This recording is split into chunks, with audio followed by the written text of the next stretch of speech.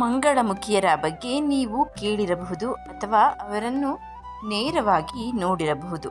ಕೆಲವೊಮ್ಮೆ ಸಮಾಜ ಅವರನ್ನು ತಮ್ಮಂತೆ ಸಮಾನರೆಂದು ಪರಿಗಣಿಸದೇ ಇದ್ದರೂ ಅವರ ಆಶೀರ್ವಾದವನ್ನು ವರವೆಂದು ಪರಿಗಣಿಸುತ್ತಾರೆ.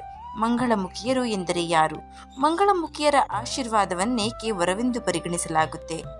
ಇಂದು ನಾವು ನಿಮಗೆ ಮಂಗಳಮುಖಿಯರ ಬಗ್ಗೆ ಹೇಳಲು ಹೊರಟಿದ್ದೇವೆ. ಹಿಂದೂ ಧರ್ಮದಲ್ಲಿ ಮಂಗಳಮುಖಿಯರನ್ನು ವಿಶೇಷವಾಗಿ ನೋಡಲಾಗುತ್ತದೆ. ಮಂಗಳಮುಖಿಯರ ಆಶೀರ್ವಾದವನ್ನು ಏಕೆ ವರವೆಂದು ಪರಿಗಣಿಸುತ್ತಾರೆ? ಕಿನ್ನರರು ಎಂದು ಕರೆಯಲ್ಪಡುವ ಮಂಗಳಮುಖಿಯರು ನಮ್ಮಂತೆಯೇ ಸಮಾಜದ ಒಂದು ಭಾಗ.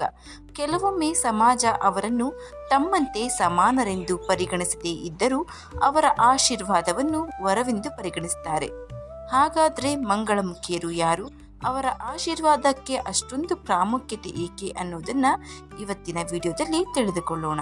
ನಮಸ್ಕಾರ ಸ್ನೇಹಿತರೆ, ಎಲ್ಲರಿಗೂ ಮಾನು ಮನೋಜ್ ಕನ್ನಡ ಯೂಟ್ಯೂಬ್ ಚಾನಲ್ಗೆ ಸ್ವಾಗತ. ಅನೇಕ ಗ್ರಂಥಗಳಲ್ಲಿ ಮಂಗಳಮುಖಿಯರ ಕುರಿತು ಉಲ್ಲೇಖಿಸಿರುವುದನ್ನು ನಾವು ಗಮನಿಸಿರ್ತೇವೆ. ಮಂಗಳಮುಖಿಯರನ್ನು ಕಿನ್ನರರು ಎಂದು ಮಾತ್ರವಲ್ಲ, ಇನ್ನೂ ಅನೇಕ ಹೆಸರುಗಳಿಂದ ಕರೀತಾರೆ.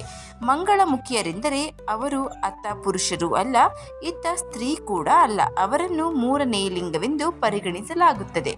ಮಂಗಳಮುಖಿಯರ ಉಡುಗೆ ತೊಡುಗೆ, ಆಚಾರ ವಿಚಾರಗಳು ಮತ್ತು ಅನೇಕ ಆಚರಣೆಗಳು ಎಲ್ಲರಿಗಿಂತ ವಿಭಿನ್ನವಾಗಿರುತ್ತೆ. ಮಂಗಳಮುಖಿಯರನ್ನು ಸಂತೋಷಪಡಿಸುವುದು ಮಂಗಳಕರವೆಂದು ಪರಿಗಣಿಸಲಾಗಿದೆ. ಸಾಧ್ಯವಾದರೆ ಮಂಗಳಮುಖಿಯರಿಂದ ಆಶೀರ್ವಾದವನ್ನು ಪಡೆದುಕೊಳ್ಳಲು ಪ್ರಯತ್ನಿಸಬೇಕೇ ವಿನಃ ಅವರಿಂದ ತಪ್ಪಿಯೂ ಕೂಡ ಶಾಪವನ್ನು ಪಡೆದುಕೊಳ್ಳಬಾರದು ಎಂಬುದನ್ನು ಗಮನದಲ್ಲಿ ಇರಿಸಿಕೊಳ್ಳಬೇಕು.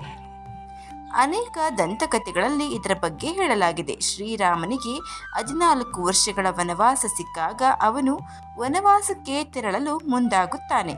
ಶ್ರೀರಾಮನ ಮನವೊಲಿಸಿ ಆತನು ಅಯೋಧ್ಯೆಯನ್ನು ಬಿಟ್ಟು ವನವಾಸಕ್ಕೆ ಹೋಗದಂತೆ ಮಾಡಲು ಆತನ ಸಹೋದರ ಭರತ ಮತ್ತು ಅಯೋಧ್ಯೆಯ ನಿವಾಸಿಗಳು ಪ್ರಯತ್ನಿಸುತ್ತಾರೆ. ಆದರೆ ಶ್ರೀರಾಮನಿಗೆ ತನ್ನ ತಂದೆಯ ಆದೇಶವನ್ನು ಪಾಲಿಸದೆ ಬೇರೆ ಯಾವುದೇ ದಾರಿ ಇರೋದಿಲ್ಲ. ತನ್ನ ತಂದೆಯ ಮಾತನ್ನು ಶ್ರೀರಾಮ ಕಡ್ಡಾಯವಾಗಿ ಅನುಸರಿಸಬೇಕಿತ್ತು. ನಾನು 14 ವರ್ಷ ವನವಾಸ ಮುಗಿಸೇ ಬರ್ತೀನಿ, ನೀವ್ಯಾರೂ ನನ್ನೊಂದಿಗೆ ಬರಬಾರದು. ಅದು ಪುರುಷನಾದರೂ ಸರಿ, ಸ್ತ್ರೀಯಾದರೂ ಸರಿ, ಎಲ್ಲರೂ ಕೂಡ ಹಿಂದಿರುಗಿ ಹೋಗಿ ಎಂದು ಆಜ್ಞೆಯನ್ನು ನೀಡ್ತಾನೆ.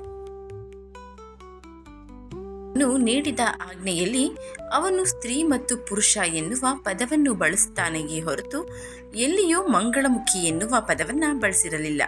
ಆದ್ದರಿಂದಲೇ ಮಂಗಳಮುಖಿಯರು ಶ್ರೀರಾಮನಿಗಾಗಿ ಅದೇ ಸ್ಥಳದಲ್ಲಿ ಕಾಯುತ್ತಿರುತ್ತಾರೆ. 14 ವರ್ಷಗಳ ವನವಾಸ ಮುಗಿಸಿ ಶ್ರೀರಾಮನು ಹಿಂದಿರುಗಿದಾಗ ತನಗಾಗಿ ಕಾಯುತ್ತಿದ್ದ ಮಂಗಳಮುಖಿಯರ ಭಕ್ತಿಯನ್ನು ಕಂಡು ಆಶ್ಚರ್ಯಗೊಳ್ಳುತ್ತಾನೆ. ಮಂಗಳಮುಖಿಯರ ಭಕ್ತಿಗೆ ಮೆಚ್ಚಿದ ಶ್ರೀರಾಮನು ಯಾವುದೇ ಮಂಗಳಮುಖಿಯರು ಆಶೀರ್ವಾದವನ್ನು ನೀಡಿದರೆ ಅದು ವರವಾಗಿ ಪರಿಣಮಿಸಲಿ ಎಂದು ವರವನ್ನು ನೀಡ್ತಾನೆ. ಈ ಕಾರಣಕ್ಕಾಗಿ ಮಂಗಳಮುಖಿಯರ ಆಶೀರ್ವಾದವನ್ನು ಇಂದಿಗೂ ವರವೆಂದು ಪರಿಗಣಿಸಲಾಗಿದೆ. ಮಂಗಳಮುಖಿ ಸಮುದಾಯದ ನಿಗೂಢ ವಿಷಯಗಳು. ಪೌರಾಣಿಕ ನಂಬಿಕೆಗಳ ಪ್ರಕಾರ ಶಿಖಂಡಿಯನ್ನ ಮಂಗಳಮುಖಿ ಎಂದು ಪರಿಗಣಿಸಲಾಗಿದೆ. ಶಿಖಂಡಿಯಿಂದಲೇ ಅರ್ಜುನನು ಭೀಷ್ಮನನ್ನ ಯುದ್ಧದಲ್ಲಿ ಸೋಲಿಸಿದನು ಎಂದು ಹೇಳಲಾಗುತ್ತೆ. ಬ್ರಹ್ಮದೇವನ ನೆರಳಿನಿಂದ ಮಂಗಳಮುಖಿಯರು ಹುಟ್ಟಿದ್ದಾರೆನ್ನುವ ನಂಬಿಕೆ. ಮಂಗಳಮುಖಿಯರ ಸಮುದಾಯಕ್ಕೆ ಹೊಸ ಮಂಗಳಮುಖಿಯರು ಸೇರಿಕೊಂಡಾಗ ವಿಶೇಷ ಔತಣಕೂಟ, ನೃತ್ಯ ಮತ್ತು ಗಾಯನ ಕಾರ್ಯಕ್ರಮವನ್ನು ಆಯೋಜಿಸಲಾಗುತ್ತೆ.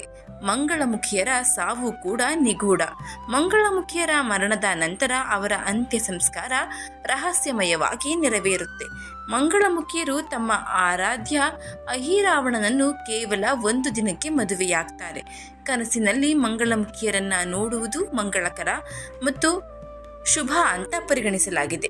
ಆದರೆ ಕನಸಿನಲ್ಲಿ ಮಂಗಳಮುಖಿಯರಿಗೆ ಹಣವನ್ನು ನೀಡುತ್ತಿದ್ದಂತೆ ಕಾಣಿಸಿಕೊಂಡರೆ ಅದು ನಿಮಗೆ ಶುಭ ಫಲಗಳನ್ನು ಖಂಡಿತ ನೀಡುತ್ತೆ. ಮಂಗಳಮುಖಿಯರ ಮರಣದ ಕುರಿತು ಸಾಕಷ್ಟು ಜನರಲ್ಲಿ ಎಂದಿಗೂ ಗೊಂದಲಗಳಿವೆ. ಮಂಗಳಮುಖಿಯರನ್ನು ದೇವರ ಸ್ವರೂಪವೆಂದು ಪರಿಗಣಿಸಲಾಗುವ ಸಮುದಾಯಗಳು ಕೂಡ ನಮ್ಮ ಸುತ್ತಮುತ್ತಲಿನಲ್ಲಿವೆ. ಇದು ಮಂಗಳಮುಖಿಯರು ಕುರಿತಾದ ಇರುವಂತಹ ಚಿಕ್ಕದಾದ ಮಾಹಿತಿ ಸರಳವಾಗಿ ನಿಮ್ಮ ಮುಂದೆ ಪ್ರಸ್ತುತಪಡಿಸುವ ಪ್ರಯತ್ನ. ಈ ಮಾಹಿತಿ ನಿಮಗೆ ಇಷ್ಟ ಆಗಿದ್ದರೆ ದಯವಿಟ್ಟು ಶೇರ್ ಮಾಡಿ, ಲೈಕ್ ಮಾಡಿ. ವಿಡಿಯೋ ಬಗ್ಗೆ ನಿಮ್ಮ ಅನಿಸಿಕೆ ಅಭಿಪ್ರಾಯವನ್ನು ಕಮೆಂಟ್ ಬಾಕ್ಸ್ನಲ್ಲಿ ತಿಳಿಸಿ. ಚಾನಲ್ನ ಇನ್ನೂ ಸಬ್ಸ್ಕ್ರೈಬ್ ಮಾಡ್ಕೊಂಡು ನೋಡ್ತಾ ಇದ್ದರೆ ದಯವಿಟ್ಟು ಸಬ್ಸ್ಕ್ರೈಬ್ ಮಾಡಿಕೊಂಡು ನೋಡಿ. ಧನ್ಯವಾದಗಳು.